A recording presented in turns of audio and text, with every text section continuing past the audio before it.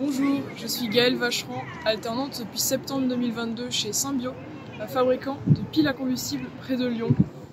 Je suis en dernière année d'école d'ingénieur en chimie et j'ai choisi de travailler en tant qu'ingénieur brevet. Mais en quoi consiste mon quotidien? Suis-moi pour le découvrir.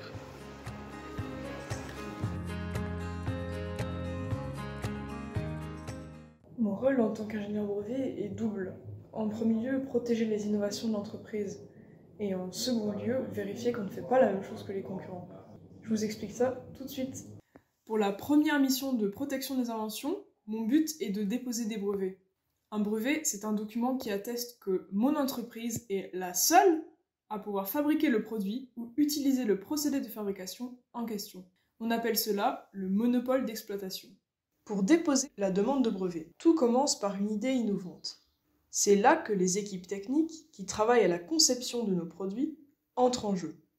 Quand elles se rendent compte qu'une idée a du potentiel, elles remplissent un formulaire qui contient les principales informations sur l'invention.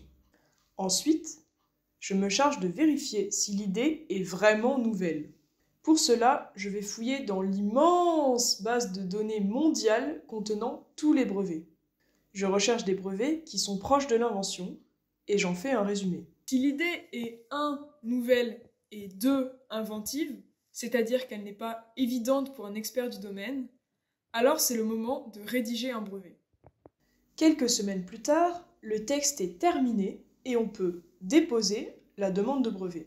Ma deuxième mission, c'est de vérifier que les produits que l'on fabrique respectent les brevets des autres entreprises. Pour cela, on recherche les brevets qui pourraient être proches de nos produits et on s'assure qu'on utilise des procédés de fabrication différents. On vérifie aussi que nos concurrents n'utilisent pas le contenu de nos brevets.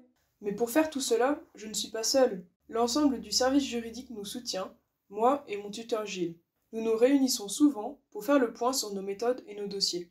Cela nous permet de toujours nous améliorer et de se coordonner. Ma formation de chimiste me permet de comprendre mieux certaines inventions, mais je travaille aussi sur des aspects de mécanique et d'électronique. Il faut savoir être polyvalent dans ce métier. Il est accessible après un diplôme d'ingénieur, quel que soit le domaine. Cette partie technique est complétée par une formation juridique qui dure quelques mois. Alors, convaincu par ce métier un peu secret? On compte sur toi pour le faire connaître.